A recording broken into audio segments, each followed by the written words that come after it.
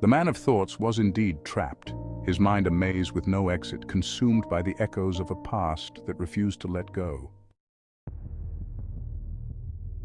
Obsession, my dear Watson, is a cunning beast. It disguises itself as love, as longing, even as hope. But beneath that seductive facade lies a monster that will devour you whole if you let it. The first step to slaying this beast is simple, elementary even. Acknowledge its existence. Maria, admit to yourself, I am obsessed. Say it out loud. Let the words hang in the air, heavy and undeniable. Only when you shine a light on your obsession, drag it kicking and screaming from the shadows of your mind, can you begin to fight back. Denial, my friend, is the oxygen that feeds this fire. Starve it. Indeed, only by confronting the truth can one hope to reclaim their life from the clutches of obsession. Take, for instance, the curious case of young Percy. A brilliant but tragically lovesick poet, he became utterly consumed by his muse, a fiery redhead named Esmeralda. When Esmeralda, unimpressed by his sonnet-a-day declarations, ran off with a butcher named Bob, Percy spiraled. John.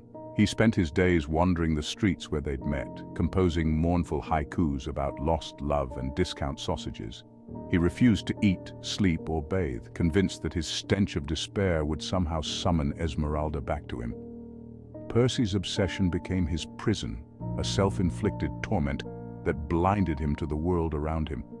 He became a cautionary tale, whispered amongst the lovelorn, a stark reminder of the dangers of unchecked obsession. Section 4. The Self-Improvement Project. From Heartbreak to Biceps. This is where the magic happens, where you transform pain into power. Once you've acknowledged the beast, my dear reader, it's time to starve it. Starve it of the attention it craves, the energy it drains from you. And how does one starve an obsession? By redirecting that energy, by focusing on something that truly matters, by feeding something far more deserving, yourself. Nourish your soul, your mind, and your body. That's right, it's time to embark on a journey of glorious, shameless self-improvement. This is your time to shine, to grow, to become the best version of yourself. Channel that obsessive energy, all that wasted potential, into something constructive. Learn a new language, immerse yourself in a new culture, master the art of sourdough baking, create something with your hands that brings joy and satisfaction, train for a marathon. Push your physical limits and discover the strength within you, anything to shift your focus from your object of obsession to the vast and fascinating landscape of your own potential. Set goals, dream big, and chase those dreams with relentless passion. Remember, an idle mind is the devil's playground. Don't let your mind wander into dark places.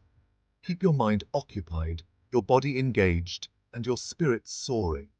Find peace in movement, joy in progress. Become so captivating, so irresistibly interesting, that even you can't help but fall in love with the amazing person you're becoming. Embrace the journey, celebrate the small victories, and never stop evolving. Section 5. From opera fanatic to marathon man, transformation through distraction. Allow me to illustrate with the curious case of Mrs. Higgins, a woman whose obsession with a certain tenor at the Royal Opera House bordered on the unhinged. She was a fixture at every performance, her presence as predictable as the rising sun. She attended every performance, showering the stage with roses, her devotion evident in the sheer volume of flowers she brought and the occasional diamond earring, much to the chagrin of the tenor's wife. Her passion was so intense that it often bordered on the theatrical, much like the operas she adored. One day, in a stroke of genius, or perhaps desperation, Mrs. Higgins's concerned nephew dragged her to a marathon. He hoped that a new experience might divert her obsessive tendencies. Something about the sheer absurdity of grown adults willingly subjecting themselves to such physical torture resonated with her. The sight of runners pushing their limits sparked a curiosity she hadn't felt in years. She signed up for a 5K the very next day. The decision was impulsive, yet it felt right. She was ready for a new challenge, something to channel her energy into. And just like that, dear reader, the opera faded into the background. The once all-consuming passion for the tenor and the stage was replaced by a new, healthier obsession. Mrs. Higgins became a woman possessed not by a tenor, but by the intoxicating thrill of pushing her own limits. Each run was a new performance, each finish line a standing ovation. Her obsession, once a consuming fire, had been transformed into the gentle flicker of a pilot light. It was a transformation that brought balance to her life, turning her passion into a steady guiding force. Section 6, The Therapist's Couch, where confessions meet catharsis. This is the sacred space where the deepest secrets are unearthed and the heaviest burdens are shared. Now, my astute reader, I know what you're thinking. Is this really necessary? Can't I just push through on my own? But what if self-improvement and marathons aren't enough? What if the usual methods of self-help fall short? What if this obsession is so deeply rooted, so utterly tenacious, that it feels like an unbreakable chain holding you back? That it requires a more professional intervention? Sometimes, the weight of our struggles demands the expertise of someone trained to help us navigate through the darkness. Fear not, for there is hope yet. Enter the therapist, a guide who can illuminate the path ahead, a beacon of reason in the storm of your emotional turmoil.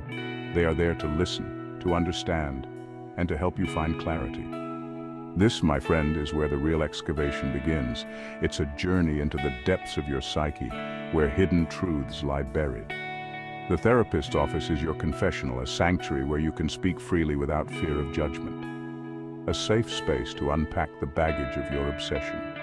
Here, you can lay down the weight you've been carrying and begin to understand it. Together, you will delve into the labyrinth of your mind, navigating its twists and turns, unraveling the tangled threads of your obsession.